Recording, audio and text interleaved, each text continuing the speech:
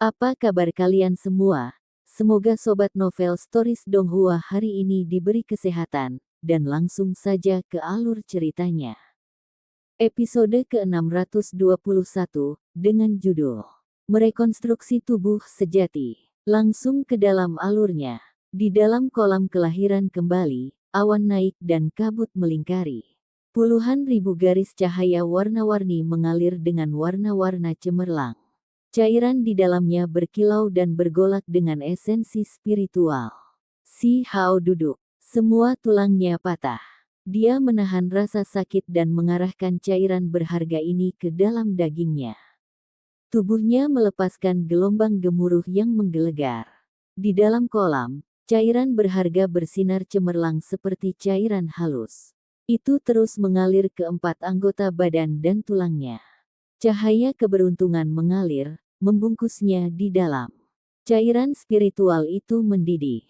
Ada semua jenis makhluk spiritual di sini, misalnya semut emas seukuran telapak tangan, lipan sepanjang meter, ular kecil transparan sepanjang jari, dan kodok perak berkaki 3. Ini semua adalah makhluk spiritual penting untuk memurnikan kolam kelahiran kembali. Mereka memiliki kegunaan yang sangat penting. Api Dao mengamuk, membuat cairan berharga di sini melonjak. Si Hao merasakan suhu yang sangat tinggi, tetapi dia duduk di sana tanpa bergerak, membiarkan esensi benda spiritual untuk membersihkan tubuhnya. Di lingkungannya, semua jenis makhluk spiritual dan obat-obatan kuno naik dan turun, melepaskan aroma obat mereka ke dalam cairan kental dan memasukkannya dengan kekuatan hidup yang agung. Suara tulang retak bisa didengar. Tubuh si Hao gemetar karena rasa sakit yang luar biasa ini. Itu karena sekarang, tulang-tulang yang patah itu semakin hancur, mengalami tingkat transformasi yang lebih dalam. Ada hukum alam yang memasuki tubuhnya. Hukum alam di alam ini sudah lengkap. Dao yang hebat itu tanpa defisit, jadi seseorang bisa berkultivasi hingga puncak. Sementara itu, di alam bawah, segalanya berbeda. Dao surgawi rusak, jadi jika tidak ada yang tidak terduga terjadi, akan sangat sulit bagi seseorang untuk mencapai potensi tertinggi mereka. Si Hao datang dari alam bawah untuk merekonstruksi tubuhnya dan mengisi apa yang hilang. Bagaimanapun, ini pasti akan menjadi proses yang penuh dengan penderitaan. Setiap inci tulangnya harus dipatahkan dan digabungkan kembali. Metode kelahiran kembali 5 elemen. Dia menyanyikan kitab suci dari mulutnya saat dia duduk di dalam cairan yang berharga itu. Seluruh tubuhnya bersinar. Sementara itu, bunyi pipa yang berderak terus terdengar di dalam tubuhnya saat kerangkanya hancur selangkah lebih maju.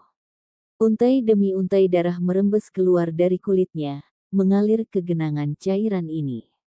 Meskipun itu darah yang berharga, masih ada bekas kotoran. Ini adalah sebagian dari ketidakmurnian tubuhnya. Sepertinya hukum alam-alam bawah tidak lengkap, dan memang ada beberapa masalah. Untungnya, semuanya bisa diperbaiki.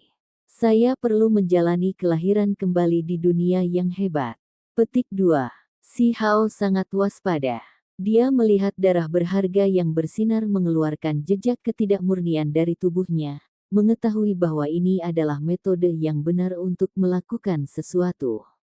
Dengan merekonstruksi tubuh aslinya, konstitusinya akan menjadi lebih kuat. Suara pipa terus-menerus terdengar di udara. Dia menahan rasa sakit itu. Tulang di tubuhnya terus-menerus meledak dan hancur. Adegan ini sangat menakutkan. Melakukan hal-hal seperti ini terlalu teliti. Sebuah kecelakaan tunggal akan mengakibatkan tubuhnya menjadi lumpuh. Pada saat ini, bahkan tengkoraknya retak. Kemudian, ia mengeluarkan suara pipa, terus-menerus pecah. Dia dengan paksa mengangkat gelombang esensi bawaan, menggunakan kekuatan ilahi untuk menopang dagingnya. Kalau tidak, tanpa kerangka, dia akan langsung berubah menjadi tumpukan bubur. Tulangnya hancur. Kecepatan di mana darah esensi mengalir keluar dari pori-porinya meningkat, membawa kotoran bersamanya. Sedikit darah yang terkontaminasi keluar. Dia sedang bertukar darah sekarang. Setelah itu, dia akan merekonstruksinya. Esensi spiritual yang padat melonjak. Cahaya warna-warni di kolam itu seperti benang saat melonjak dari dalam kolam. Warna-warna keberuntungan seperti awan cerah, membuat tempat ini kabur. Si Hao menahan rasa sakit, membimbing hukum alam dari dunia yang hebat ini ke dalam tubuhnya untuk membersihkan daging dan tulangnya yang hancur. Justru karena hukum Dao Agung yang sempurna memasuki dan memurnikan tubuhnya, maka ia mengalami penderitaan seperti itu. Penghancuran tulangnya menjadi semakin lengkap dan menyeluruh. Akhirnya, seluruh tubuh si Hao bersinar, melonjak dengan energi darah. Darah yang terkontaminasi terbang tinggi ke udara, dipaksa keluar dari tubuhnya.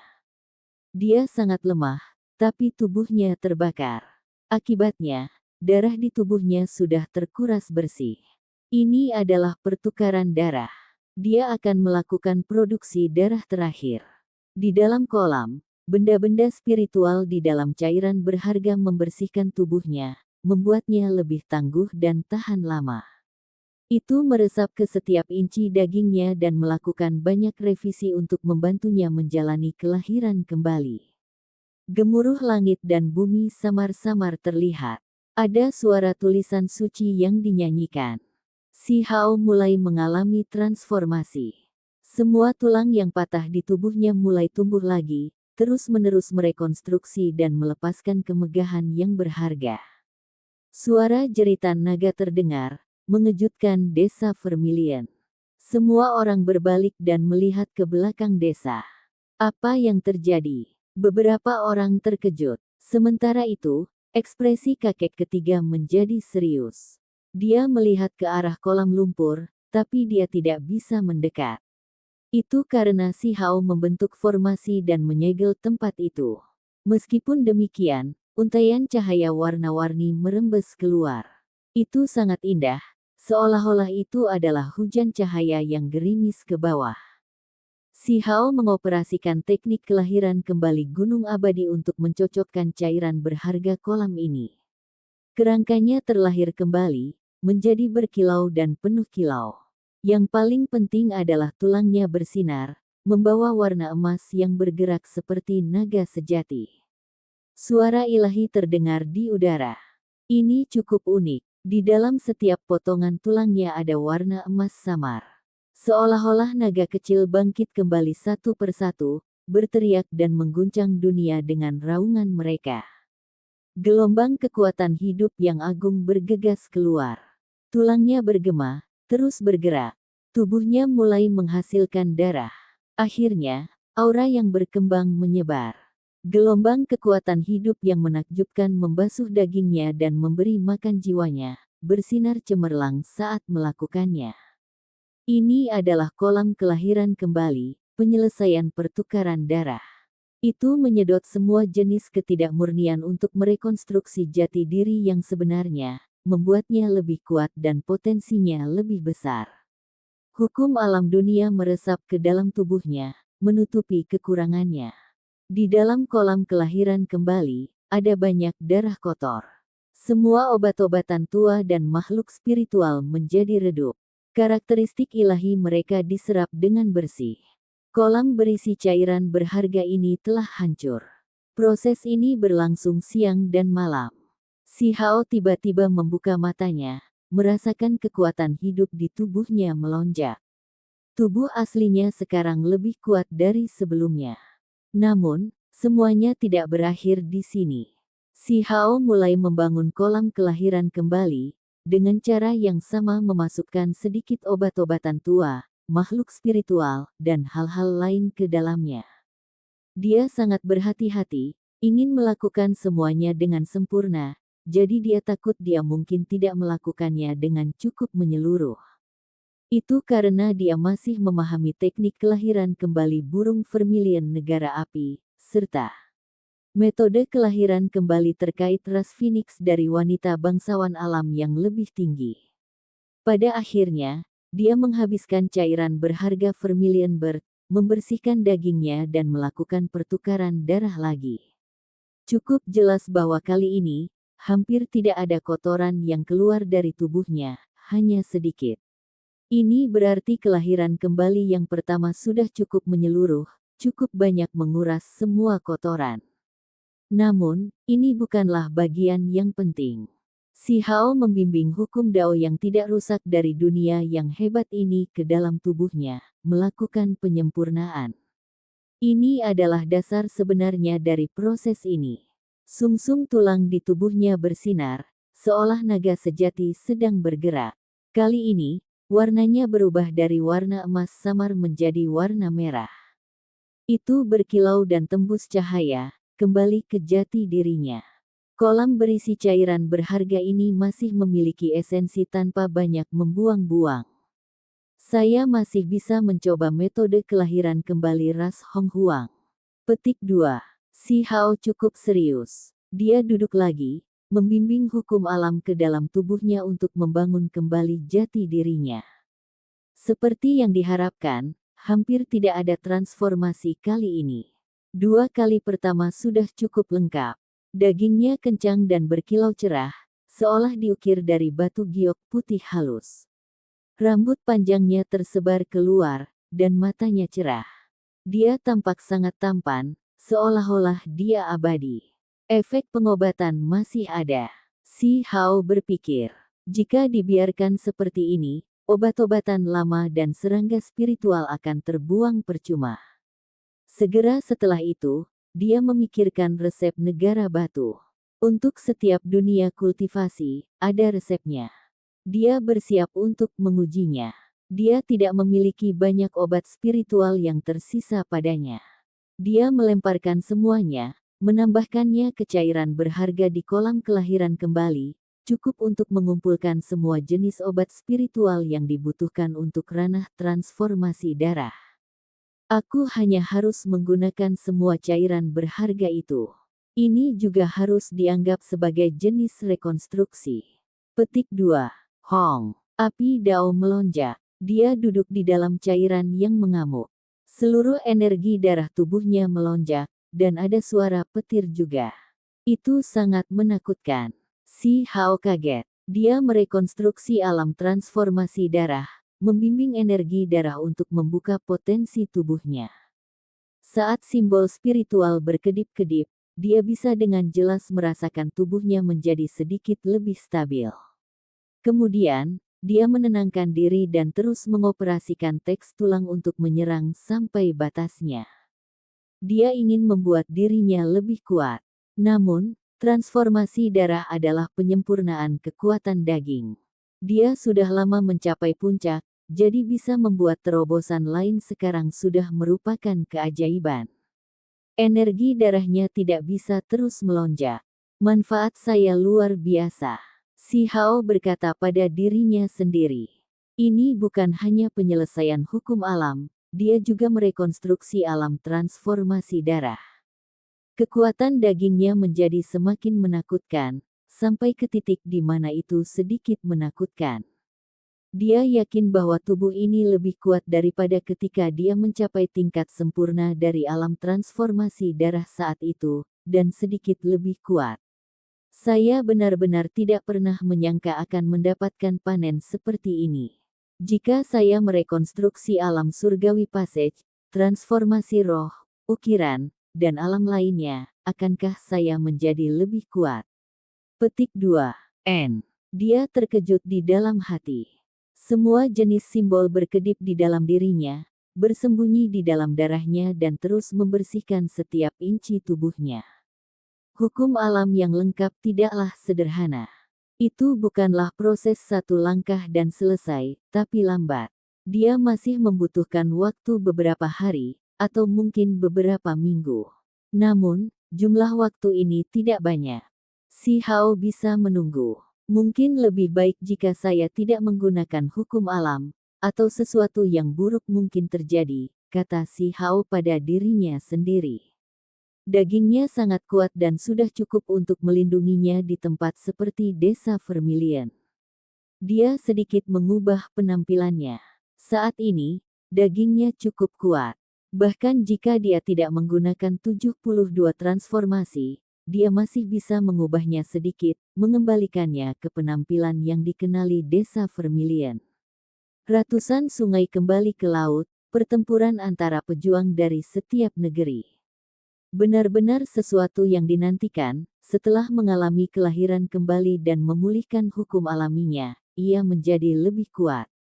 Dia tentu ingin menambah pengetahuan dan pengalamannya. Adik laki-lakinya, Yue Chan, penyihir, anak muda istana abadi, dan jenius surgawi lainnya dan bakat luar biasa dari setiap provinsi akan muncul. Ini adalah pertemuan yang mengejutkan dunia. Dia menonaktifkan formasi dan berjalan keluar. Kakek ketiga tampak terkejut. Dia bisa merasakan betapa menakutkannya energi darah yang melonjak dalam formasi itu. Pemilihan prajurit dari semua negeri, pertempuran hebat, sudah dimulai. Si Hao bertanya. Sebentar lagi, hanya beberapa hari sekarang. Kakek ketiga menjawab. Kenyataannya, sudah ada berita setahun yang lalu bahwa pertemuan khusus semacam ini akan dilakukan, tetapi baru sekarang akan dimulai, melakukan pertarungan hebat antara semua jenius. Teman kecil, maukah kamu berpartisipasi? Kakek ketiga bertanya. Saya ingin melihat aspek masyarakat. Si Hao menjawab. Desa Vermilion tenang. Dengan laba-laba perak yang melindungi tempat ini, jarang sekali burung ganas atau binatang buas menerobos masuk. Dengan demikian, kehidupan penduduk desa cukup damai. Para pemuda desa bebas untuk bercocok tanam. Mereka seperti anak sapi kecil, semuanya penuh kekuatan. Ayo pergi ke kota pedesaan. Kami akan berpartisipasi dalam kompetisi pejuang yang hebat. 5 hari kemudian, proses seleksi pertempuran besar akhirnya dimulai. Pemuda di desa semuanya bersemangat. Bisakah kita mendapatkan posisi yang baik? Jangan terlalu memikirkannya. Tujuan utama kali ini adalah agar Anda semua mendapatkan pengalaman. Kata kakek ketiga. Kakek ketiga, kata-katamu sangat menyakitkan, tahu. Pemuda itu tampak sangat tidak puas, bergumam pelan. Saya tidak percaya hal seperti itu. Kami harus menang. Petik 2. Benar, kita harus membuat nama Desa Vermilion kita mengguncang dunia. Kami pasti akan mengalahkan lawan kami. Petik 2. Kelompok pemuda menyingsingkan lengan baju mereka, ingin sekali berperang. Hati mereka semua tergerak. Mereka semua ingin mencobanya. Episode ke-622, dengan judul Badai Mendadak, langsung ke dalam alurnya. Di sepanjang sisi jalan, gunung naik dan turun. Pohon-pohon besar menjulang lebih dari 100 meter di udara. Dari waktu ke waktu, binatang buas akan mengaum dan burung ganas akan terbang melintasi langit. Jalan ini sangat lebar, tapi tidak mulus. Namun, hal ini tidak mempengaruhi siput bercangkang hitam. Seolah-olah itu bergerak di tanah yang mulus. Selain itu, kecepatannya bahkan sedikit lebih cepat daripada kecepatan kuda. Kakek ketiga memimpin lebih dari 10 pemuda. Si Hao juga ada di antara mereka, duduk di belakang siput saat mereka melanjutkan perjalanan menuju kota pedesaan. Mengaum. Seekor harimau unicorn berwarna hitam muncul. Ia memiliki tubuh kilin dan kepala harimau, membuatnya terlihat agak ganas dan seram. Seluruh tubuhnya tertutup sisik hitam. Ia menatap mata semua orang, dan kemudian pergi, memutuskan untuk tidak menyerang mereka. Ini bukan pertama kalinya hal seperti ini terjadi. Sepanjang jalan, mereka beberapa binatang ganas yang kuat, tetapi ketika mereka melihat bahwa kelompok ini tidak baik untuk diprovokasi, mereka memutuskan untuk tidak menyerang. Kakek ketiga, apakah kamu pernah mendengar tentang Cloud Rache sebelumnya? Si Hao bertanya. Dia memasuki alam yang lebih tinggi melalui formasi transportasi Cloud Rache, jadi dia merasa bahwa klan ini terlalu jauh. Kedengarannya agak familiar. Kakek ketiga mengangguk. Di mana di sana? Apakah mereka jauh dari tempat ini? Si Hao meminta petunjuk. Ketika saya masih muda, saya pergi keluar untuk berkeliling. Saya mendengar dari orang lain sebelumnya bahwa mereka sangat kuat dan sangat jauh. Mereka seharusnya tidak menjadi bagian dari provinsi petir kami, kata kakek ketiga. Clautrace adalah sekte besar yang sangat kuno. Di alam yang lebih tinggi, mereka juga memiliki warisan yang tidak biasa. Provinsi tempat mereka berada disebut Provinsi Cloud. Sangat luar biasa. Si Hao kaget. Kemudian, dia berpikir dalam hati, merasa bahwa itu pasti karena lorong itu pecah, menyebabkan dia menyimpang dari tujuan aslinya dan berakhir di Provinsi Petir. Tiba-tiba, langit menjadi jelek. Bayangan muncul. Awan gelap melintas. Ini adalah burung ganas dengan bulu yang bersinar. Matanya menembus. Saat ia melebarkan sayapnya, ia membentang lebih dari 100 zang. Haha, kakek ketiga, desamu juga akan berpartisipasi dalam pemilihan prajurit, kan? Anak-anak muda ini tidak cukup baik. Mereka tidak cukup kuat dan kemungkinan besar akan benar-benar musnah. Ada beberapa lusin orang di belakang burung ganas itu. Itu jelas desa lain yang membawa pemuda mereka untuk berpartisipasi. Orang ini memulai lelucon yang baik hati. Jika saatnya tiba, kami akan memberi tahu Anda betapa kuatnya kami. Anak-anak muda dari desa Vermilion tidak mau menerima ini. Burung ganas itu menuju ke desa. Mereka berasal dari desa lain. Kekuatan mereka cukup bagus. Orang bisa tahu hanya dari tunggangannya. Setelah menempuh beberapa ratus li, medan secara bertahap menjadi lebih terbuka. Hutan semakin sedikit. Sebuah kota terlihat samar-samar di Cakrawala. Mereka akhirnya akan tiba. Kota Pohon Cendekia. Ini adalah kota pedesaan yang dapat menampung beberapa puluh ribu orang.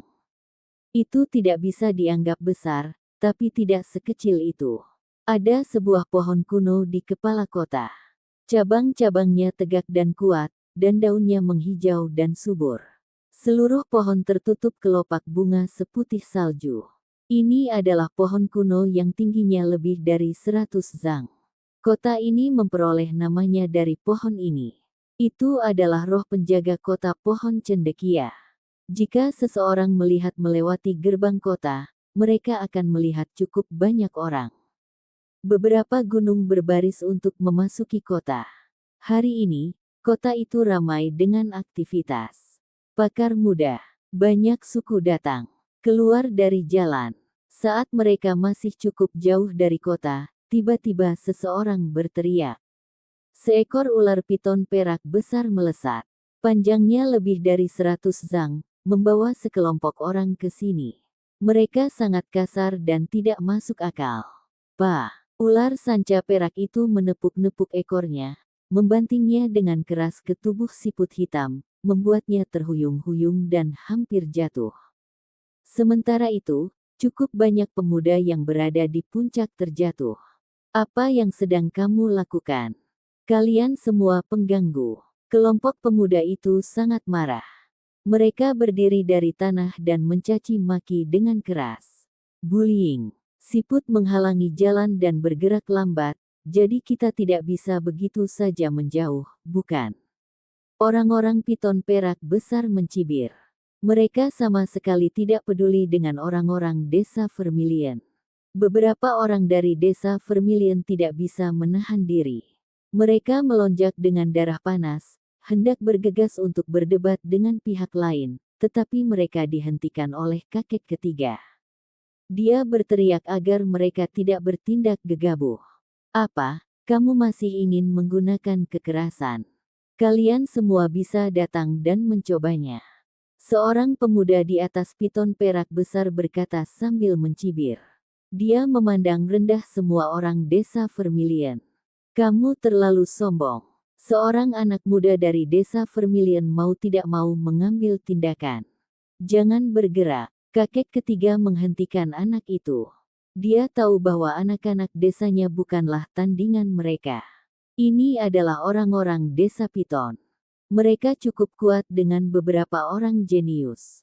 Selain itu, Konflik telah pecah antar desa kami di masa lalu. Jangan perhatikan provokasi mereka, kata kakek ketiga, khawatir mereka akan menderita kerugian.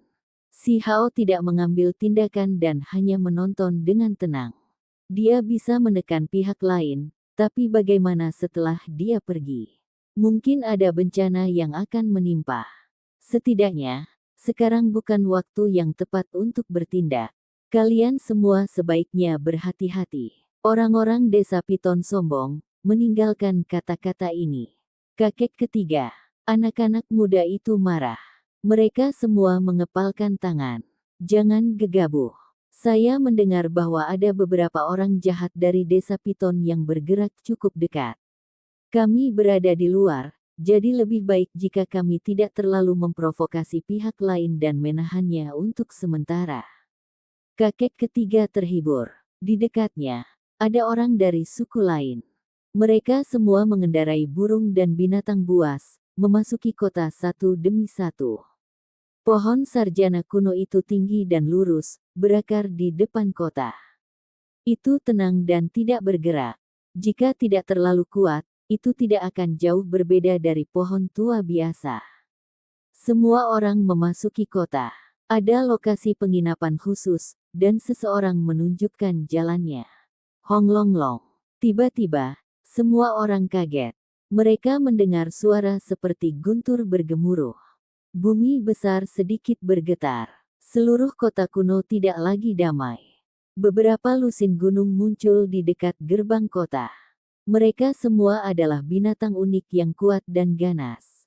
Kuku besar mereka terinjak-injak di tanah, mengeluarkan suara gemetar jantung yang teredam. Tinta binatang unicorn. Itu terlihat seperti kilin dan bahkan memiliki sedikit garis keturunan. Ini adalah tunggangan binatang yang sangat kuat. Mereka adalah orang-orang dari kota prefektur. Petik 2. Beberapa lusin tunggangan ini ditutupi dengan baju besi emas gelap. Tubuh mereka berkedip-kedip dengan cemerlang dan melepaskan tekanan yang kuat. Mereka semua tidak biasa. Seorang wanita muda duduk di atas mereka yang mengenakan gaun perak. Dia sangat cantik. Orang-orang kota prefektur telah datang untuk melihat-lihat. Mereka cukup memperhatikan kompetisi kali ini. Orang-orang mendesah kagum. Cepat dan minggir. Seseorang berteriak. Semua orang berlindung, tidak berani menghentikan orang-orang ini. Untungnya, Ing Unicorn Beast ini memperlambat langkah mereka dan tidak menyerang semua orang secara biadab. Mereka masih cukup disiplin, mengelilingi wanita muda berjubah perak saat mereka menuju ke istana utama kota. Jangan lihat lagi. Cepat istirahat. Kompetisi seleksi akan dimulai besok. Kakek ketiga mengingatkan semua orang agar mereka bisa menghemat tenaga untuk hari esok. Keesokan harinya, semua orang bangun sangat pagi. Mereka dibawa ke arena pertempuran besar kota pedesaan di distrik pusat. Mereka akan melakukan kompetisi di sini. Namun, puluhan tunggangan tersebut muncul kembali sebelum kompetisi seleksi dimulai. Selain itu, Master tua kota pohon cendekia menemani wanita muda berjubah perak yang datang ke sini. Semuanya, kalian semua adalah pemimpin dari area terdekat. Kali ini, Anda bahkan membawa anak-anak muda paling kuat dari klan Anda. Saya yakin Anda semua paling sensitif terhadap informasi baru. Petik 2. Semua orang tercengang. Apa yang dia katakan sama sekali tidak ada hubungannya dengan kompetisi pemilihan prajurit. Mengapa dia mengungkit ini? Segera setelah itu, semua orang mengerti. Tuan kota tua cukup takut terhadap kuda lapis baja itu, ingin membantu mereka mendapatkan informasi. Ini adalah utusan yang dikirim dari kota prefektur. Selain mengawasi lomba-lomba seleksi besar yang diadakan di berbagai tempat, ada hal penting lainnya, jelas bapak tua kota tua itu. Wanita muda berjubah perak berjalan, naik ke platform tinggi dan menghadap semua orang. Dia sangat cantik, tapi ekspresinya agak dingin. Dia perlahan membuka gulungan dan menampilkannya di kehampaan. Siapa di antara Anda yang pernah melihat orang ini sebelumnya? Gulungan lukisan bersinar, membeku di dalam kehampaan. Itu mengalir dengan kekuatan misterius. Ada seorang wanita di gulungan itu yang fisiknya tinggi dan ramping. Rambut perak bersinar cemerlang. Muridnya jelas. Seluruh keberadaannya indah hingga tingkat seperti mimpi.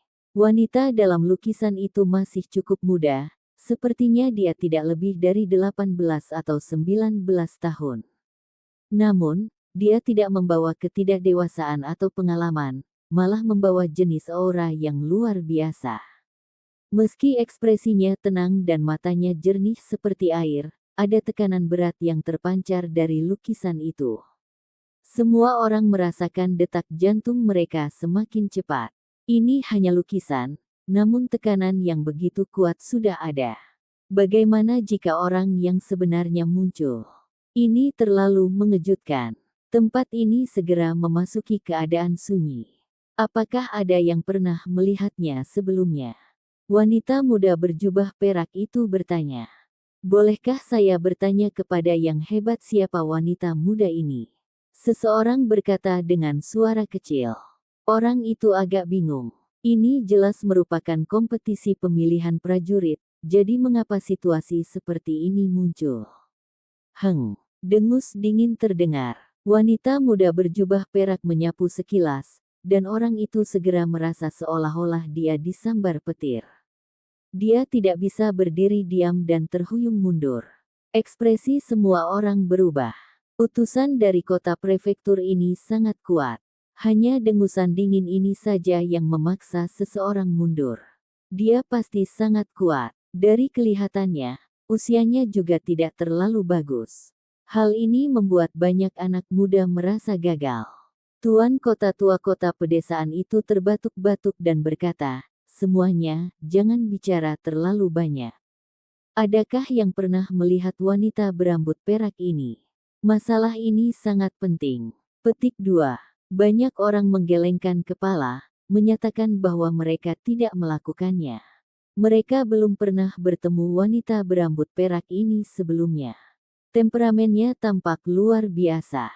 Jika mereka pernah melihatnya sebelumnya, mereka pasti tidak akan lupa. Dia melarikan diri ke daerah ini. Jika Anda semua memiliki informasi tentang dia, cepat laporkan. Akan ada hadiah yang besar, kata wanita muda berjubah perak. Dia menyapu pandangannya pada semua orang. Semua orang kaget. Mereka melihat lukisan itu lagi. Gadis berambut perak itu benar-benar kuat, dengan karakter yang jauh lebih luar biasa dari utusan wanita di depan mata mereka dan lebih tangguh. Siapa yang melukainya? Untuk benar-benar lari ke tempat ini. Bahkan jika saya menjelaskannya kepada Anda semua, tidak ada dari Anda yang akan mengerti. Wanita berjubah perak itu mendengus dingin. Kemudian, dia berkata dengan tenang pada dirinya sendiri, ini adalah wanita yang dilukai oleh anak muda Istana Abadi. Hanya setelah bertempur hebat secara terus-menerus, dia akhirnya melukainya dengan serius.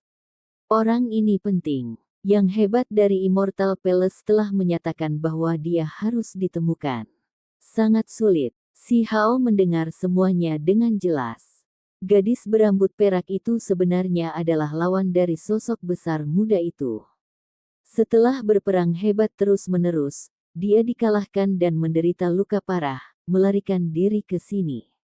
Hatinya tergerak, bahkan ketika dia berada di alam bawah, dia sudah tahu betapa menakutkannya Istana Abadi. Wanita ini sebenarnya berani melawan Immortal Palace dan melakukan pertempuran hebat. Dia telah mendengar sebelumnya bahwa anak muda Gunung Abadi dari generasi ini seperti gunung besar yang menghancurkan pikiran semua orang. Mereka dari generasi yang sama tidak bisa menjadi lawannya sama sekali. Dia sulit dilampaui. Sementara itu, wanita ini benar-benar berani melawannya berulang kali, akhirnya melarikan diri setelah terluka, pergi hidup-hidup. Ini sangat mengejutkan. Mungkinkah aku akan bertemu dengan individu dari Immortal Palace secepat ini? Akankah ada pertempuran juga? Si Hao berkata pada dirinya sendiri dalam hati. Yang disebut pemuda hebat dari Istana Abadi pasti datang, memasuki wilayah ini dan saat ini mencari wanita berambut perak itu. Badai berkecamuk di sini. Jika ada informasi, segera laporkan. Gadis berjubah perak itu berbalik dan pergi menjauh. Tiba-tiba, mata si Hao berkedip. Tadi, dia sepertinya telah melihat untaian cahaya keperakan. Itu sangat kabur, berkedip tidak jauh. Itu membuat pikirannya melompat. Mungkinkah wanita itu datang dan akan mengambil tindakan di sini? Jika itu masalahnya, individu dari Immortal Palace kemungkinan besar akan muncul juga. Episode ke-623, dengan judul Yang Muda Agung Istana Abadi. Langsung ke dalam alurnya. Yi, anak muda berjubah perak itu berhenti bergerak. Untaian manik-manik di pergelangan tangannya bersinar. Itu adalah manik-manik yang digiling dari tulang emas, masing-masing berkilau. Ini membuatnya terkejut. Tetap waspada. Dia berteriak dengan suara tinggi, seolah dia sedang menghadapi musuh yang hebat. Di sekelilingnya, ahli lapis baja emas gelap itu segera bergegas keluar, melindunginya di dalam. Mereka memegang tombak perang, tombak perunggu, dan artefak berharga lainnya sambil berdiri dengan waspada. Abo terdengar. Cahaya yang mengalir menari-nari. Wanita berjubah perak itu segera menghancurkan jimat. Dia menggunakan metode rahasia untuk mengirim pesan. Arena segera menjadi kacau. Para pemimpin dari berbagai suku yang datang serta anak-anak muda itu semuanya terkejut. Mereka merasa bahwa wanita dalam lukisan itu mungkin muncul. Untaian manik-manik tulang emas di tangan wanita berjubah perak itu terbakar dengan cemerlang, melindunginya di dalam penghalang cahaya. Itu erat membungkusnya untuk melakukan pertahanan. Selain itu, simbol emas menunjuk ke arah tertentu, dan itu terus-menerus tumpah. Si Hao kaget. Ini sama dengan arah di mana dia melihat kilatan perak itu. Kalau begitu, apakah gelang tulang utusan wanita yang datang dari kota prefektur membawa harta rahasia yang hebat yang bisa merasakan individu dalam lukisan itu? Dia diam-diam mengeluarkan murid ganda dan melihat sekeliling. Dia menemukan bahwa di ujung cakrawala, ada seberkas cahaya ilahi perak yang menghilang dengan sekejap. Itu kemudian benar-benar lenyap. Dia mendesah ringan. Dia harus mengembangkan mata surgawi Dao sendiri. Dia selalu menggunakan murid ganda ini, membuatnya sangat bergantung padanya. Dia masih membutuhkan mata surgawinya sendiri. Hanya saja, semua jenis mata surgawi sangat sulit untuk dikembangkan. Para pembudidaya tak berujung telah bangkit, tetapi hanya sedikit yang berhasil membuka mata surgawi. Sementara itu, cahaya gelang emas wanita berjubah perak itu tertahan, menjadi redup. Bisa dilihat betapa sensitifnya itu. Hebat, apakah kamu akan mengejar? Master kota tua dari kota pohon cendekia berkata dengan suara lembut. Wanita berjubah perak itu masih muda, tapi dia memiliki otoritas yang besar. Bahkan wajah putri tuan kota menjadi sedikit pucat saat ini. Dia mengerti betul betapa menakutkannya wanita misterius ini. Bagaimana mereka bisa mengejarnya? Mereka hanya datang untuk menemukan beberapa petunjuk dan tidak akan mencoba melawannya sama sekali. Bahkan jika pihak lain terluka parah, ini bukanlah seseorang yang bisa dia lawan. Satu-satunya hal yang bisa dia andalkan adalah untaian manik-manik tulang emas ini, sesuatu yang diberikan oleh Immortal Palace kepadanya. Itu bisa melindunginya, tapi jika dia keluar untuk melawan wanita berambut perak, dia pasti berada dalam bahaya. Tunggu di sini, tidak ada yang diizinkan bertindak sembarangan. Tunggu yang hebat itu datang. Nada bicara gadis berjubah perak itu sangat tegas. Beberapa menit kemudian, suara gemuruh terdengar di udara. Dunia ini gemetar sebagai tanggapan, mengguncang semua orang sampai darah mereka melonjak. Sebuah retakan muncul di kehampaan, datang dengan kecepatan ekstrim. Itu terlalu menakutkan. Dia terlalu cepat, meninggalkan semua kultivator yang menatap dengan tidak percaya. Dia tiba dari ufuk dalam sekejap. Hong. Kemudian, kekosongan itu terbuka. Sosok tak jelas muncul yang mengalir dengan pancaran tak berujung. Dia menjulang tinggi di udara seperti dewa surgawi tertinggi. Semua orang tidak bisa membantu tetapi merasakan dorongan untuk berlutut dan bersujud. Mereka tidak bisa melihat tubuh aslinya. Itu dibungkus dengan simbol gemilang yang misterius dan kuat. Namun, mereka bisa merasakan bahwa ini adalah laki-laki muda. Auranya adalah surga yang meluap. Dia seperti naga sejati yang muncul di dunia ini. Semua orang merasa seolah-olah jiwa mereka gemetar. Satu-satunya hal yang bisa mereka lihat dengan jelas adalah sepasang mata itu. Mereka sangat dalam. Adegan di dalam sangat mengejutkan. Ada bintang-bintang yang bergerak satu demi satu. Energi kekacauan meresap di udara, seolah-olah langit terbuka kembali.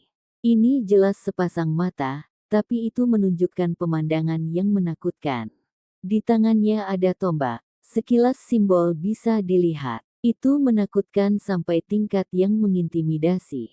Seolah-olah itu akan bersembunyi kembali ke ketiadaan, senjata yang aneh dan menakutkan sampai ekstrim. Batal tombak. Pikiran si Hao melonjak. Ini adalah artefak berharga yang sangat sulit ditemukan, yang terbentuk dari tulang primordial sejati binatang buas. Itulah mengapa dia bisa langsung datang dari kejauhan dengan menembus kehampaan. Artefak berharga yang sangat kuat hingga tingkat ini mungkin adalah sesuatu yang hanya bisa dimiliki oleh anak muda Istana Abadi. Nilainya tidak terukur, karena terlalu sulit didapat. Di mana? Suaranya tenang. Semua orang tahu bahwa ini pasti orang berkepala dingin yang penuh kepercayaan diri dan kekuatan. Bagus, dia pergi ke arah itu. Wanita berjubah perak itu menunjuk ke arah luar kota. Baru sekarang ekspresinya sedikit meningkat. Kamu tidak perlu khawatir. Gelang tulang emas yang kuberikan padamu benar-benar bisa melindungimu. Kata orang muda Immortal Palace dengan tenang. Saya mengerti. Wanita berjubah perak itu mengangguk. Di langit, pemuda yang memegang tombak kosong itu seperti raja ilahi. Setiap inci dagingnya bergelombang dengan simbol ilahi. Rambut panjangnya berserakan. Dia menutup matanya dan diam-diam merasakan sekelilingnya. Gelombang kekuatan yang sepertinya mengandung kerahasiaan dan kekuatan menyapu tempat ini, membuat pikiran semua orang melompat. Untungnya, dia hanya mencari wanita berambut perak itu dan tidak berurusan dengan orang-orang di sini. Jika tidak, para pemimpin suku dan pemuda mereka semuanya akan jatuh lemah ke tanah. Seharusnya itu salah satu tubuh spiritualnya yang dengan sengaja membawaku ke sini. Sesaat kemudian, anak muda Istana Abadi berbicara. Dia masih tenang dan tidak bingung. Saya minta maaf, bagus. Wanita berjubah perak menyalahkan dirinya sendiri dan menundukkan kepalanya karena malu. Meskipun statusnya tidak biasa, dibandingkan dengan pria di depannya ini, perbedaannya terlalu besar. Muda hebat Immortal Palace pasti akan mengabaikan batas atas alam yang lebih tinggi dan memerintah lebih dari 3.000 provinsi. Tidak banyak orang yang bisa disebut setara dengannya. Kekuatan tombak besar itu luar biasa. Itu bisa menembus kehampaan dan memungkinkannya menenun di bawah langit. Dia bisa pergi kemanapun dia mau. Tiba-tiba, dia berhenti lagi, tidak berjalan keluar. Dia berkata pada dirinya sendiri, mungkin dia masih mencoba membuatku bingung. Ini mungkin bukan tubuh spiritual. Tubuh aslinya mungkin juga ada di sini. Petik 2. Matanya menyapu semua orang lagi. Detak jantung setiap orang bertambah cepat, merasakan tekanan yang luar biasa. Jiwa mereka akan meledak. Kekuatan macam apa ini? Hanya tatapannya saja yang sulit untuk ditahan. Kalian semua, lanjutkan pencarian kalian. Jika ada sesuatu, segera lapor ke saya. Hebat muda Immortal Palace memegang tombak kekosongan, dan dengan sebuah peng, kekosongan itu ditembus. Suara menderu yang hebat terdengar. Dia menembus kehampaan dan bergegas keluar kota. Si Hao mengawasinya pergi. Dia cukup iri dengan tombak itu. Ini adalah harta yang tak ternilai harganya. Kapan dia bisa mendapatkan sesuatu seperti itu juga? Ketika dia berada di alam bawah, dia tahu bahwa si Yi juga memiliki artefak berharga yang serupa. Sayangnya, hal semacam ini hanya bisa tersandung dan tidak bisa dimohonkan. Sulit ditemukan di seluruh dunia. Hanya mereka yang sangat beruntung yang bisa memilikinya. Pada saat yang sama, si Hao memikirkan rumor itu. Dia belajar dari Gunung Abadi ketika dia berada di alam yang lebih rendah bahwa seorang ahli murid ganda muncul di alam yang lebih tinggi juga. Kekuatannya mengguncang provinsi surgawi. Dia sangat luar biasa, dan kemudian, dia bergabung dengan Akademi Heavenfall. Apakah itu dia? Si Hao tidak tahu. Dia bahkan tidak bisa memastikan apakah si Yi masih hidup. Setelah acara ini, hati orang-orang di arena naik turun. Anak-anak suku itu semuanya frustrasi. Usia mereka serupa, tetapi dibandingkan dengan para jenius di dunia luar, perbedaannya terlalu besar.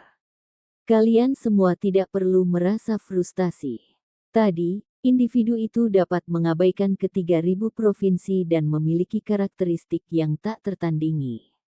Dia bukanlah seseorang di dunia yang sama dengan Anda semua. Jangan terlalu memikirkannya. Master Kota Tua Kota Pohon Cendekia terhibur. Selain itu, dia mengatakan kepada semua orang bahwa jika penampilan mereka dalam kompetisi seleksi bagus, mereka bisa masuk beberapa sekte dan meningkatkan diri. Ini adalah kesempatan langka. Gangguan tersebut mempersingkat kompetisi seleksi. Mereka memutuskan untuk melakukannya besok. Namun, pada hari itu saja, banyak perubahan terjadi pada kota Pohon Cendekia. Ada cukup banyak sosok misterius yang datang ke kota. Mereka semua mencari sesuatu. Orang-orang ini memiliki kekuatan luar biasa. Ahli tertinggi. Pikiran si Hao melonjak. Dia melihat beberapa orang yang semuanya berada di alam ahli tertinggi. Namun, identitas mereka hanyalah seram. Mereka di sini hanya untuk mengumpulkan informasi. Dia menjadi lebih berhati-hati. Orang-orang yang datang semakin tangguh. Mereka menjelajahi tempat ini. Jelas bahwa mereka berasal dari kekuatan yang berbeda. Mereka semua mencari gadis berambut perak itu. Itu adalah situasi yang tidak biasa. Apa sebenarnya yang dia lakukan untuk membuat begitu banyak orang bergegas? Si Hao bingung. Keesokan harinya, di dalam arena, pemuda dari setiap suku hadir. Kompetisi seleksi dimulai. Ini adalah panggung tempat semua orang berkumpul. Itu sangat penting. Pemilihan kota negara kami sederhana. Tidak perlu pertempuran hidup dan mati. Hal utama adalah menguji potensi Anda. Petik 2. Kali ini, jika ada seseorang yang bisa bangkit, maka itu akan menjadi lebih baik. Jika mereka tidak memiliki jenis kekuatan itu, selama bakat mereka cukup bagus, mereka juga bisa dipilih oleh beberapa warisan. Ini adalah kesempatan. Di dalam arena ada perisai batu yang kuat. Ada juga kuali perunggu yang sangat berat. Tes pertama adalah salah satu kekuatan fisik. Pemuda desa Vermilion semua menggosok tinju mereka dan menyekat telapak tangan mereka. Mereka berjalan satu demi satu. Orang-orang suku lain juga seperti ini. Mereka menyesuaikan pernapasan dan mengedarkan kekuatan tubuh mereka. Bangkit. Di samping, seorang pemuda segera mengangkat kuali tembaga 6000 jin. Ini tidak buruk, menarik perhatian orang lain. Lihat aku. Pemuda suku macan hitam keluar. Bagian atas tubuhnya telanjang, memperlihatkan kulit perunggunya yang berkedip-kedip dengan cahaya. Dia melepaskan teriakan keras, dan dengan suara honglong, dia segera mengangkat kuali besar 9000 jin. Ini murni kekuatan tubuh fisiknya. Untuk pemuda desa normal, itu sangat mengesankan. Semua orang mulai bersorak. Saat kedua lengannya bergerak, ada kekuatan puluhan ribu jin. Saat dia besar nanti, dia pasti akan menjadi orang yang kuat. Petik 2. Si Hao juga berada di dalam arena. Dia dengan santai mengangkat batu kilangan sebelum meletakkannya. Dia tiba-tiba mengangkat kepalanya dan melihat ke kejauhan, memperlihatkan ekspresi kaget. Cahaya keemasan yang cemerlang menerangi seseorang. Seolah-olah api besar sedang melonjak, menerangi setengah langit. Itu adalah pria muda yang memiliki sepasang sayap emas. Dia tiba melalui langit, auranya menutupi dunia. Orang itu adalah Zhengu. Ada cukup banyak orang yang datang, tanpa kekurangan ahli tertinggi di antara mereka. Ketika mereka melihat ini, mereka semua terguncang. Mereka tidak bisa menahan teriakan. Bakat luar biasa dari spirit Rache, makhluk tertinggi muda yang memiliki darah kental saat lahir. Langit telah menganugerahkan darah kental kepadanya, berubah menjadi tombak. Itu adalah kekuatan bawaan yang dikabarkan mampu menembus segalanya. Petik 2. Beberapa ahli terguncang. Mereka mengenali identitasnya. Si Hao kaget. Pada hari yang sama, bakat luar biasa lainnya datang. Ini jelas tidak normal. Apa mereka semua datang untuk wanita berambut perak itu? Adik laki-lakinya sudah luar biasa. Sebagai kakak laki-laki, dia lahir dengan tombak beku. Rumor mengatakan bahwa dia beberapa kali lebih kuat daripada adik laki-lakinya, seorang jenius surgawi dari generasi ini. Si Hao pernah naik ke alam Void God dan bertempur hebat melawan adiknya di Bronze Sparrow Altar. Kekuatan orang itu cukup besar. Setelah itu, semua orang berteriak ketakutan. Mereka melihat beberapa sosok menutupi langit. Mereka berhenti di atas kota pohon cendekia dan melepaskan cahaya cemerlang. Kemudian, mereka menghilang di kejauhan. Itu adalah bakat luar biasa. Beberapa dari mereka muncul satu demi satu. Sepertinya legenda itu nyata. Petik 2. Semua orang berdiskusi dengan suara rendah. Para budak tua yang datang dari berbagai kekuatan besar itu semua bangkit, kembali untuk membuat laporan.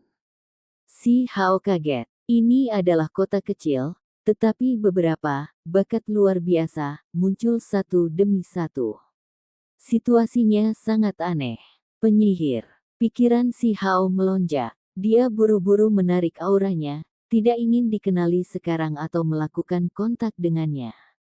Dia tidak pernah mengharapkan dia datang juga. Kemudian, orang-orang kota pohon cendekia terkejut lagi. Mereka melihat yang muda hebat dari istana abadi lagi. Di sampingnya adalah seorang wanita dengan pakaian putih yang memiliki gaya dan kecantikan yang tak tertandingi. Pikiran si Hao bergetar. Wanita itu adalah Yue Chan, tanpa diragukan lagi tubuh utamanya. Keduanya bergerak bersama, tubuh mereka bersinar saat melakukannya. Mereka sedang mencari sesuatu. Episode ke-624, dengan judul Jenius Surgawi Bangkit, langsung ke dalam alurnya. Setelah tidak bertemu selama lebih dari setahun, tubuh utama peri Yue Chan menjadi lebih indah. Itu tidak lagi tercemar oleh dunia manusia. Dia memiliki mata dan gigi yang indah, dan saat pakaian putihnya berkibar di belakangnya, dia seperti peri yang keluar dari lukisan. Tanpa sadar, tekanan keluar dari tubuhnya. Kekuatan jiwanya sangat mencengangkan, bahkan membuat orang-orang seperti master kota-kota pohon cendekia merasa sangat takut. Si Hao menyipitkan matanya. Dia tidak melihat ke arah itu, tapi dia tidak bisa tenang. Tubuh utama Yue Chan ini lebih kuat dari sebelumnya. Dia cantik, dan aura abadi dilepaskan oleh tubuhnya. Dia tahu sejak lama bahwa peri Yue Chan bukanlah orang yang sederhana. Ada fenomena mengejutkan yang tidak biasa segera setelah dia lahir, yang telah memicu sensasi di alam yang lebih tinggi. Kemudian, dia disegel. Saat itu, dia dan penyihir itu menemukan beberapa petunjuk ketika mereka berurusan dengan tubuh kedua Yue Chan. Di kedalaman kesadarannya, ada seorang wanita yang menawan dan luar biasa sedang tidur. Ada kekuatan hidup abadi yang keluar darinya. Apakah ini berarti bahwa dia mulai membuka segel batasan dan melepaskan kekuatan jiwa? Asal-usulnya terlalu mencengangkan. Si Hao menghela nafas dalam hati. Yang hebat muda dari Immortal Palace masih misterius seperti sebelumnya. Simbol menutupi seluruh tubuhnya, membuatnya sulit untuk melihat penampilan aslinya, tetapi kehadirannya masih membuat semua orang sangat hormat, tidak berani untuk menatapnya langsung. Keduanya melesat di udara, seolah-olah itu sepasang giok. Itu peri dari sekte memperbaiki surga. Seperti yang diharapkan, dia adalah kecantikan yang tak tertandingi, cantik sampai hampir tampak tidak nyata. Petik 2. Hanya si agung muda istana abadi yang dapat memiliki peri luar biasa semacam ini yang menemani sisinya. Mereka adalah pasangan yang sempurna, seperti sahabat abadi Daois. Saat pasangan ini melakukan perjalanan melintasi langit, itu menimbulkan seruan kekaguman. Ada ketakutan, kekaguman, dan bahkan kecemburuan. Ekspresi mereka rumit, pasti ada sesuatu yang istimewa sedang terjadi. Begitu banyak orang datang dan mengejutkan begitu banyak sekte. Apakah mereka semua datang untuk wanita berambut perak itu? Persisnya hal seperti apa yang terjadi? Si Hao berkata pada dirinya sendiri. Dia merasa bahwa jika ada kesempatan alami yang besar, dia kemungkinan besar akan terjebak dalam gangguan itu juga. Di dalam arena, kebanyakan orang tidak akan memperhatikan perubahan yang terjadi pada kota pohon cendekia, terutama kaum muda. Indera spiritual mereka tidak sekuat itu, sehingga kompetisi seleksi dilanjutkan. Lihat aku, pemuda desa Vermilion berjalan. Setelah menarik napas dalam-dalam, dia mengeluarkan geraman, dan kemudian dengan suara gemuruh, dia mengambil kuali besar seberat 10.000 jin. Wow, teman-temannya di dekatnya kagum dan berteriak keras. Apa yang istimewa dari itu? Di samping, seseorang terlihat jijik. Orang-orang desa Piton berjalan. Seorang pemuda yang kuat meraih kuali besar dengan satu tangan, dan kemudian dengan suara gemuruh, dia mengangkatnya. Kekuatan yang luar biasa. Semua orang berteriak keheranan, karena mereka berasal dari suku biasa. Bagi seorang remaja untuk hanya bergantung pada dagingnya tanpa simbol apapun dan mengangkat kuali besar 10.000 jin cukup mengesankan. Orang-orang di sini berspekulasi bahwa jika jenius desa Piton itu menggunakan semua kekuatan dan kedua tangannya, dia seharusnya tidak memiliki masalah dalam mengangkat kuali besar dengan berat 30.000 jin. Itu sangat mengejutkan. Tidak buruk. Master Kota Scholar Tree City menganggukkan kepalanya memuji dan mengungkapkan senyuman. Sekelompok laba-laba kecil, kalian semua terlalu lemah. Pemuda desa Piton berbalik dan melihat ke desa Vermilion, lalu dia mulai tertawa keras. Orang-orang di belakangnya mengikuti dengan tawa dan mengungkapkan ekspresi ejekan. Biarkan aku mencoba. Anak muda paling kuat di desa Vermilion muncul. Dia berjalan ke atas, dan kemudian dengan raungan, dia juga mengangkat kuali kuno 10.000 jin dengan satu tangan, menyebabkan seruan kekaguman juga. Si Hao sangat tenang. Saat itu, ketika dia baru berusia 7 tahun dan melatih tubuhnya, dia sudah mengangkat 100 batu jin dengan satu tangan, melebihi batasnya.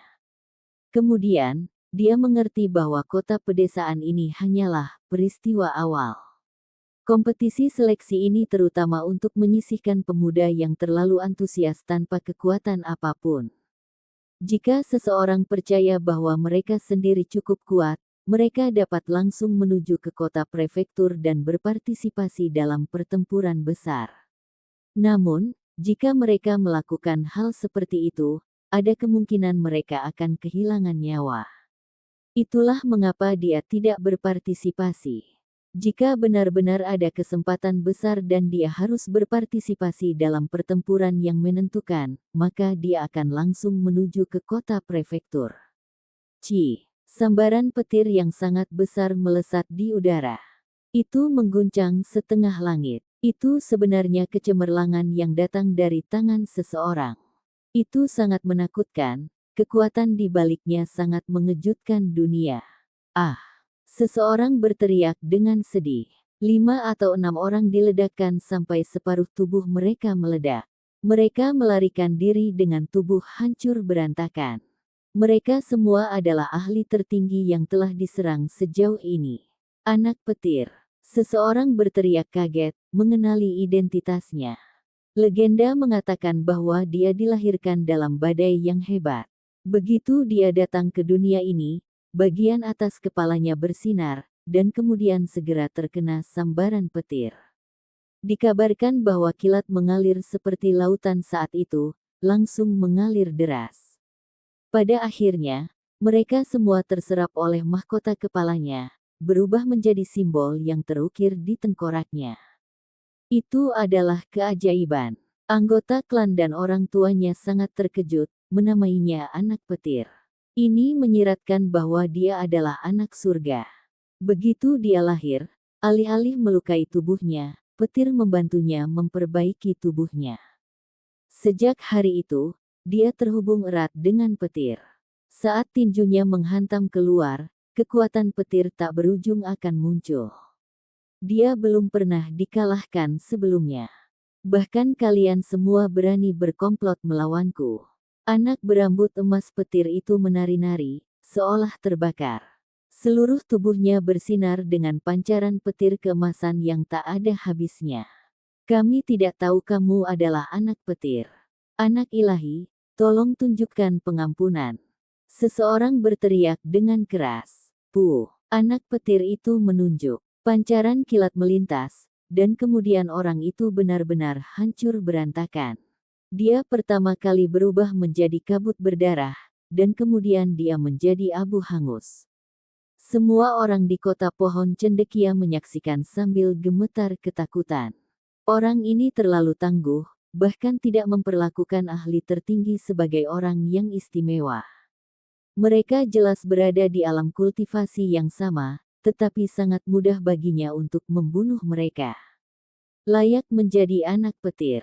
Seseorang menghela nafas dan berkata, "Saya ingin tahu apakah rumor itu benar." Anak petir itu mengabaikan kota pohon cendekia ke arah pasukan kekuatan besar itu dan bertanya. Orang-orang yang ada di sana menatapnya dan semua menggigil dalam hati. Anak petir ini menerima perlindungan dari surga. Dia mengalami serangan petir segera setelah dia lahir, tetapi dia tidak hanya tidak mati, sebuah simbol yang terkondensasi di tengkoraknya. Dia adalah salah satu jenius surgawi terkuat di dunia. Seorang ahli tertinggi tua membuka mulutnya dan berkata, dunia luar semua mengatakan bahwa wanita berambut perak memperoleh beberapa kesempatan alami yang besar, dan itulah mengapa dia akhirnya dikejar oleh anak muda istana abadi. Katakan padaku poin utamanya, kata anak petir dengan suara yang dalam.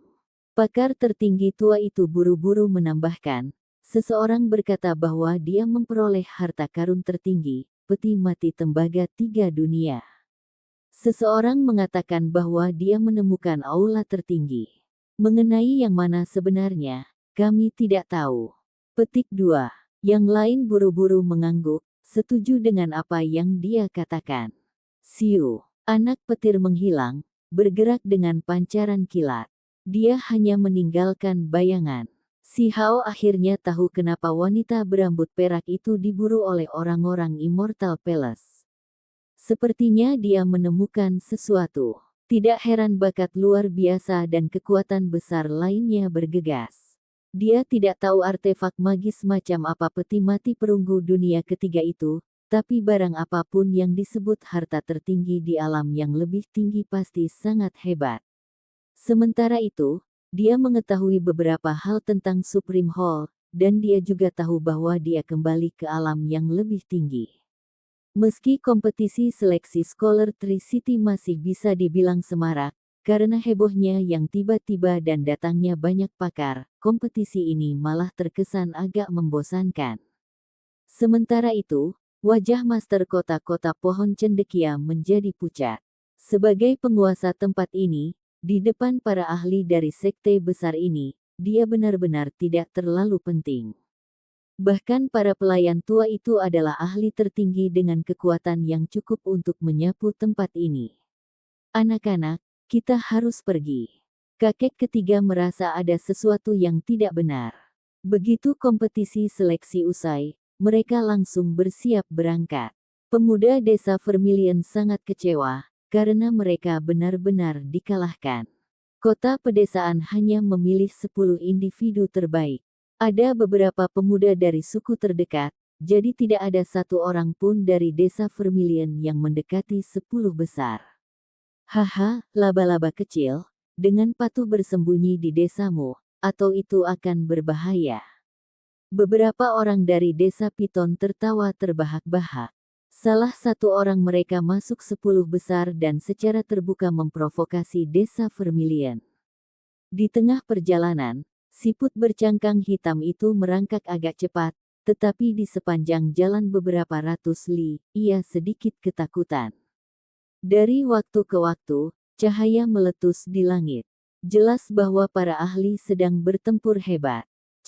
Hamparan kecemerlangan muncul di kejauhan. Seorang pria duduk di ruang hampa sambil dikelilingi oleh simbol.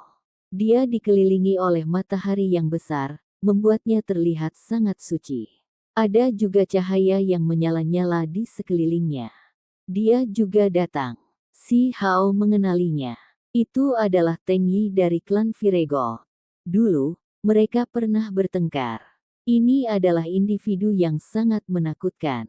Jika bukan karena tubuh asli pihak lain dibatasi, akan sulit untuk memutuskan siapa yang akan menjadi pemenang. Pada saat ini, dia sedang bertempur hebat melawan sekelompok semut emas. Setiap semut sebesar sapi barbar. Mereka semua adalah makhluk berdarah murni dan sangat ganas. Kelompok semut emas memiliki daging yang sangat kuat. Sulit bagi artefak berharga untuk melukai mereka. Jika orang lain bertemu satu sama lain, sudah sulit bagi mereka untuk menang, tetapi Teng Yi benar-benar bertarung melawan seluruh kelompok.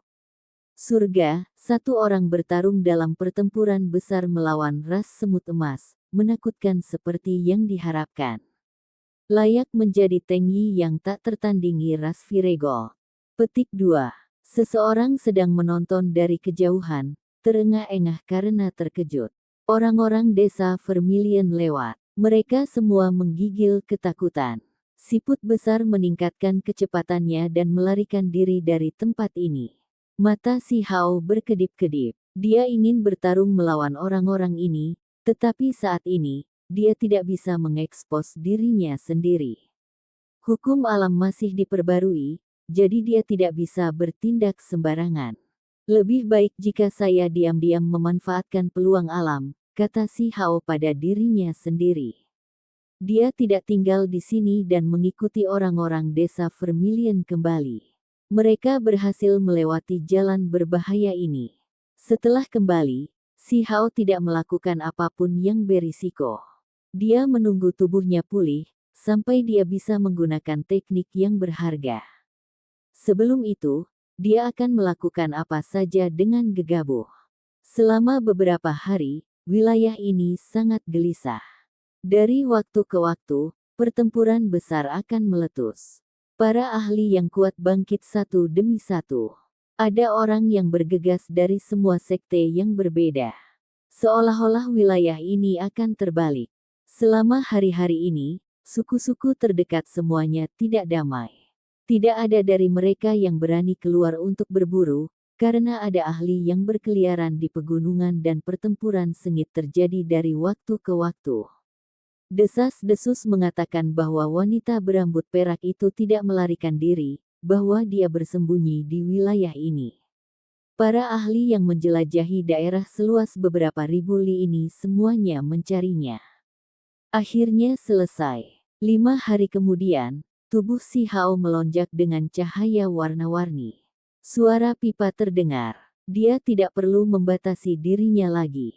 Simbol-simbolnya diisi ulang, menjadi lengkap sepenuhnya. Dia bisa menggunakan teknik berharga lagi. Dia merasakan kekuatan yang belum pernah terjadi sebelumnya. Saat dia menggerakkan lengan atau kakinya, itu selaras dengan dunia, seolah dia bisa membuat bintang jatuh. Ketika dia melihat kesulitan desa Femilion, si Hao bergerak dan berburu kembali beberapa mangsa, misalnya gajah bertanduk naga, badak berapi-api berkepala 2, unta berkaki 6, dan makhluk lainnya. Mereka semua adalah binatang buas yang sangat besar. Terima kasih banyak untuk teman kecil. Kakek ketiga mengucapkan terima kasih.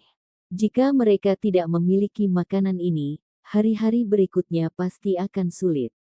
Mereka hanya akan bisa makan sedikit biji-bijian.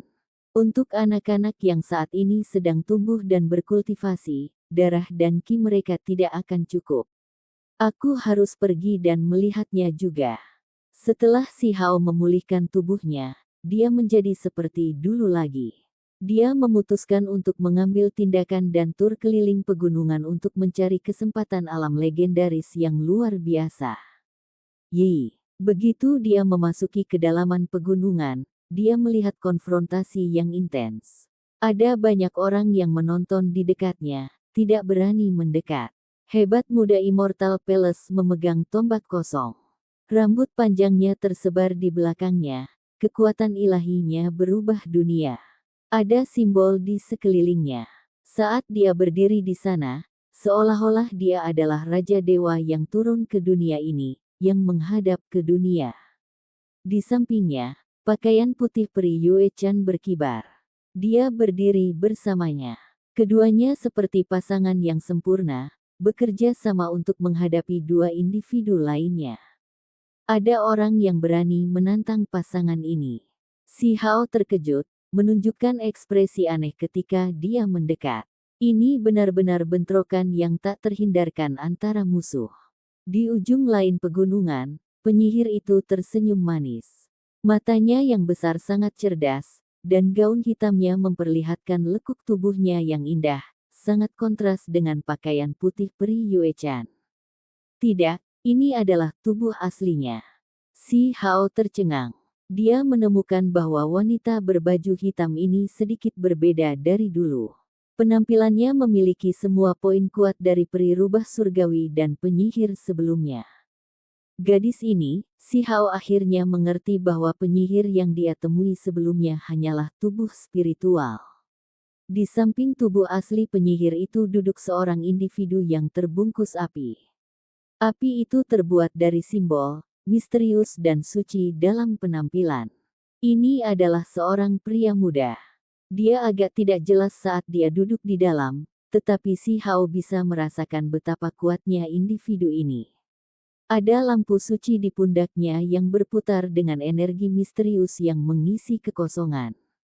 Dia benar-benar bisa berdiri melawan yang masih muda dari Immortal Palace, jadi cukup jelas betapa menakutkannya dia.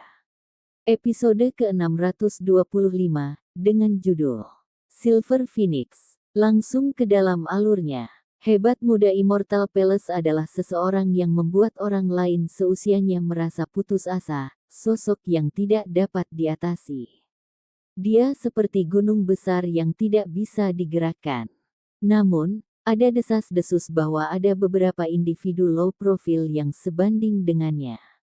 Mungkinkah laki-laki yang duduk di kehampaan itu salah satunya? Lampu emas mengeluarkan cahaya cemerlang. Simbol-simbol mengalir, menenggelamkan laki-laki misterius di dalamnya. Dia duduk di sana seperti gambar dewa yang tidak bergerak sepanjang waktu. Penampilannya sangat bermartabat. Pada akhirnya, anak muda istana abadi mengangkat tombak di tangannya, mengarahkannya ke depan ke arah pria misterius di bawah lampu emas dan melepaskan kekuatan ilahi yang abadi. Semua orang terkejut dan dengan cepat mundur. Perubahan sedang terjadi dalam konfrontasi ini. Kedua belah pihak tiba-tiba akan mengambil tindakan. Laki-laki misterius itu duduk di sana, tetapi lampu emas di bahunya menjadi sedikit lebih terang. Inti lampu berkedip-kedip, berubah menjadi sosok kecil yang melantunkan kitab suci di sana. Kemarilah dan bertarung. kata orang muda Immortal Palace yang hebat dengan suara mendung. Seluruh tubuhnya bersinar. Penampilan aslinya tidak bisa dilihat. Kepala rambut panjangnya menari-nari saat auranya yang kuat melonjak. Kalau begitu ambil tindakan. Di sisi lain puncak gunung, laki-laki misterius yang duduk di kehampaan berbicara dengan cara yang dingin dan tenang. Weng. Kekosongan tombak itu menakutkan. Dengan sedikit guncangan, langit retak dengan cepat meluas. Kekuatan ilahi yang tak berujung meletus, meretas kekosongan dengan satu serangan. Ekspresi semua orang berubah. Tulang binatang kehampaan itu bisa menembus angkasa, tapi itu tidak berarti mereka bisa menggunakan kekuatan ilahi kekosongan itu. Tombak ini luar biasa, itu pasti harta yang tak ternilai harganya. Tombak kekosongan itu menebas, mengalir dengan pancaran kabur.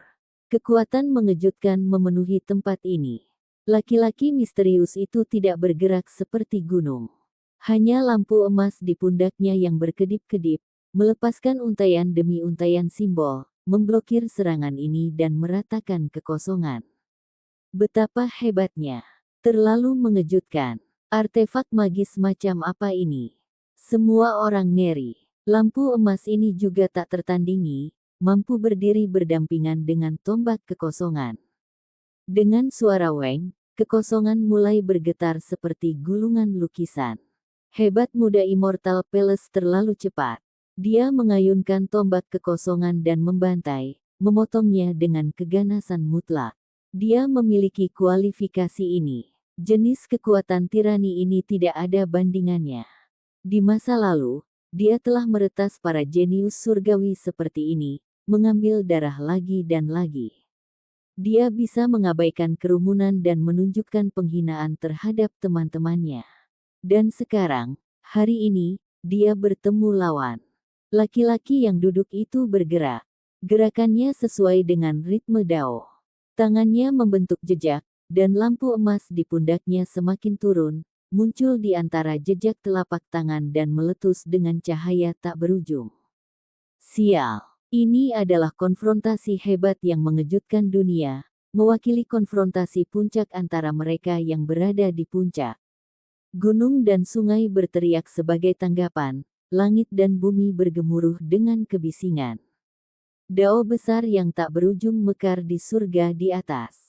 Banyak orang menutup telinga mereka dan dengan cepat melarikan diri ke kejauhan. Jenis suara Dao ini terlalu menakutkan, membuat telinga beberapa ahli berdarah. Itu terlalu menakutkan. Si Hao menyipitkan matanya, wajahnya tanpa ekspresi. Dia berdiri di tengah kerumunan sambil menonton semuanya. Kedua individu ini beberapa tahun lebih tua darinya, dan alam kultivasi mereka lebih tinggi. Mereka mencapai tingkat sempurna dari alam pakar tertinggi dan akan menyalakan api ilahi mereka. Lagi pula mereka tangguh. Mereka adalah ahli yang mengguncang dunia dalam bidang kultivasi mereka. Ini adalah penilaian Si Hao. Dia jarang seserius ini. Kekuatan ilahi anak muda Immortal Palace tidak dapat diblokir. Dari mulut dan hidungnya, esensi spiritual putih bersih keluar. Ini adalah esensi bawaan yang sangat kaya, keluar dengan nafasnya. Suara weng. Dia mengacungkan tombak besar itu dan menyapu keluar. Kekosongan itu dibelah, membuat beberapa bakat luar biasa tidak jauh dari ekspresi jelek. Tangan laki-laki misterius di sisi lain bergabung menjadi satu. Naga sejati terlihat samar-samar. Itu mengangkat kepalanya dan meraung, melepaskan surga yang mengguncang kekuatan ilahi. Dengan suara ledakan yang keras, cahaya berharga meletus di mana-mana. Apa? Banyak orang berteriak ketakutan. Bahkan jenis teknik berharga ini pun ditampilkan. Itu terlalu menakutkan. Itu mungkin teknik berharga naga sejati yang sempurna. Seseorang berkata dengan lembut, merasa sangat terguncang. Semua orang membelalak, menganggap ini sulit dipercaya. Saat ini, mereka merasa seolah-olah jiwa mereka gemetar, tertekan oleh kekuatan yang sedang ditampilkan. Mereka merasakan dorongan untuk sujud dan bersujud. Naga sejati mengangkat kepalanya, melingkar di sekitar lampu emas dan bergegas juga untuk memperbaiki retakan kekosongan dan bertabrakan dengan tombak itu. Cahaya Dao meletus tanpa henti dan tangisan naga terdengar ke surga ke-9. Angin kencang menderu-deru dan energi keberuntungan meletus tanpa henti. Kedua ahli itu terlempar ke belakang, dan kemudian mereka saling menatap dengan ekspresi muram. Akhirnya, mereka dengan cepat bentrok lagi. Keduanya menunjukkan metode mengejutkan dunia. Kekuatan ilahi pasti menakutkan. Tubuh agung muda Immortal Palace mulai bersinar. Riak simbol menyebar keluar, misterius dan kuat. Bersama dengan tombak, itu menempatkannya di puncak rekan-rekannya. Teknik berharga Immortal Dao. Seseorang berteriak tanpa sadar, merasa bahwa hukum alam dunia menjadi berbeda. Mereka tidak berdaya untuk menolaknya. Untuk dapat merasakan ini bahkan dengan jarak yang begitu jauh di antara mereka, bagaimana mungkin ini tidak membuat mereka terkejut? Rumor mengatakan bahwa latar belakang Istana Abadi misterius, bahwa mereka memiliki hukum alam tertinggi. Warisan mereka abadi, bertahan dari zaman kuno hingga sekarang. Selama itu adalah seseorang yang keluar dari istana ini, mereka jarang bertemu lawan yang layak. Teriakan naga yang memekakkan telinga terdengar di udara. Laki-laki misterius di sisi lain mengacungkan tangannya. Seekor naga sejati melonjak, akan menghancurkan langit dan bumi, melampaui surga ke-9. Kekuatan ilahi tidak ada bandingannya. Ini adalah pertempuran antara harimau dan naga. Kedua belah pihak baru saja melakukan kontak, namun itu sudah begitu sengit, hampir membantai awan. Dalam sekejap mata, cahaya ilahi bersinar dengan gemilang, menyebarkan awan dari segala arah. Hanya teknik dan simbol berharga yang meledak tanpa henti. Ini adalah pertempuran hebat yang jarang terlihat. Mata si Hao berkedip-kedip. Dia berkata pada dirinya sendiri, tubuh mereka mengandung kekuatan ilahi yang tak terbatas. Ini adalah jumlah akumulasi yang mengejutkan. Berdasarkan penalaran normal, mereka seharusnya sudah menerobos alam ini dan sudah menyalakan api suci mereka. Tapi mereka memutuskan untuk menunda langkah ini. Petik 2. Dia mencoba mencari tahu alasan di balik ini. Kedua individu ini cukup rakus. Begitu seseorang menyalakan api ilahi mereka, mereka akan meletus dengan kekuatan tak berujung, jauh melampaui semua alam budidaya yang sama. Ini adalah pembatasan yang dilakukan dengan tujuan untuk membuat diri mereka lebih sempurna. Betapa beruntungnya bagiku untuk melihat teknik berharga naga sejati. Sungguh hal yang luar biasa bisa melihatnya dalam hidup ini. Petik 2. Teknik rahasia Istana Abadi telah ditampilkan. Kami bisa melihat hal seperti itu, datang ke sini tidak sia-sia. Petik 2. Semua orang berdiskusi di antara mereka sendiri. Mereka semua bersemangat. Meskipun mereka tidak bisa melihat melalui dua teknik berharga itu dan hanya bisa melihat secara kasar bagaimana mereka, itu masih membuat mereka sangat bersemangat dan tercengang. Can-can kecil, bagaimana kalau kita bermain sedikit juga? Penyihir itu menggoda. Mata besarnya penuh dengan kehidupan. Gaun hitamnya berserakan, membuat tubuhnya yang sempurna tampak lebih bergerak. Dia menunjuk ke tubuh utama Yue Chan, akan memulai pertempuran sengit. Mereka, tanpa diragukan lagi, adalah musuh lama. Terlepas dari apakah itu alam rendah atau alam yang lebih tinggi, sulit bagi mereka untuk menunjukkan kebaikan satu sama lain. Maka pertarungan itu, Yue Chan menyambut baik pertempuran itu. Kedua wanita cantik itu bergegas bersama, sosok mereka bergerak dan luar biasa. Segera setelah mereka mengambil tindakan, pertempuran hebat meletus, yang sama mencengangkan. Semua orang merasa perjalanan ini tidak sia-sia. Lupakan yang lainnya, pertarungan hebat kedua tim ini sudah cukup untuk membuat mereka terpesona. Anak petir datang. Ekspresinya tenang, tetapi dia akan mengepalkan tinjunya dari waktu ke waktu. Pancaran kilat melintas di langit. Orang bisa melihat keinginannya untuk bertarung. Ada Zengu juga. Ada sepasang sayap emas di punggungnya. Seluruh tubuhnya tertutup sinar keemasan, dan niat bertarungnya melonjak ke puncak. Dia juga ingin bergabung dalam pertarungan. Darah membeku muncul di telapak tangannya, ingin mengirimkan tombak untuk menembus semuanya.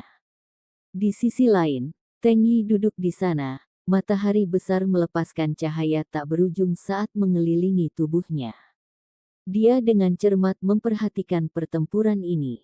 Selain mereka, ada beberapa talenta luar biasa dengan ekspresi dingin. Mereka semua menyaksikan pertempuran ini. Saya benar-benar ingin membawa mereka semua, kata Si Hao pada dirinya sendiri. Matanya membara dengan gairah saat dia melihat tombak kehampaan. Sementara itu, dia melihat beberapa lawan yang pasti akan menjadi musuhnya dan bergumam, bukankah mereka semua manusia? Jangan memprovokasi saya, atau saya akan memakan kalian semua di masa depan. Petik 2. Setelah pewaris Istana Abadi dan pria misterius bertukar serangan terakhir, kedua individu itu mundur, tidak menyerang lagi. Sebaliknya, mereka melihat orang-orang terdekat. Mereka diam-diam setuju untuk tidak melanjutkan pertempuran yang menentukan itu. Pada kenyataannya, ketika seseorang mencapai level kekuatan mereka, mereka adalah orang-orang yang sulit dikalahkan. Mereka tidak akan dengan mudah terlibat dalam pertempuran hidup dan mati.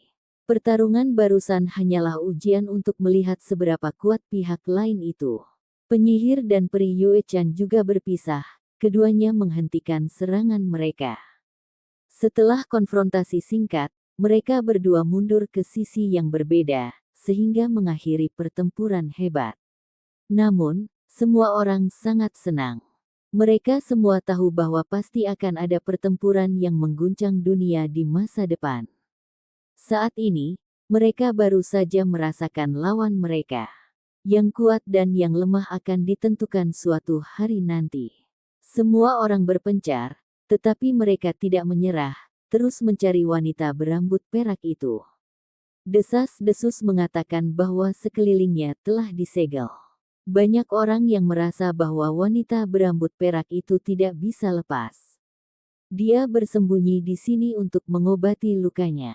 Si Hao menjelajahi pegunungan selama beberapa hari. Dia juga bertemu dengan beberapa talenta luar biasa, tetapi dia tidak mengambil tindakan apapun, karena itu tidak sepadan. Desa Vermilion damai. Tak jauh dari situ, ada tebing batu yang berkelap-kelip dengan pancaran perak. Teriakan burung akan terdengar dari waktu ke waktu.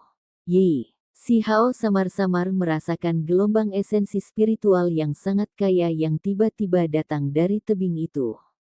Tempat ini dekat dengan desa Vermilion. Dengan para ahli saling berhadapan, biasanya tidak ada yang akan datang ke sini. Mereka masih relatif terkendali dan tidak akan menghancurkan suku tanpa alasan. Silver Winged Bird adalah sejenis burung ganas yang kuat. Meski bersarang di dekat desa Vermilion, mereka selalu hidup bersama secara harmonis tanpa konflik. Burung ini sudah mengembangkan kerohanian, jadi secara alami ia memperhatikan hal-hal ini. Itu tidak akan sembarangan menyerang manusia kuat itu. Sepertinya ada beberapa keadaan khusus. Si Hao merasa seolah-olah Silver Winged Bird itu cukup gelisah.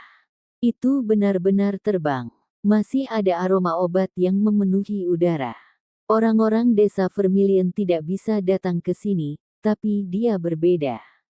Indra ilahinya tajam, jadi dia segera mendeteksi ketidaknormalan itu dan naik ke udara, tiba di jurang ini.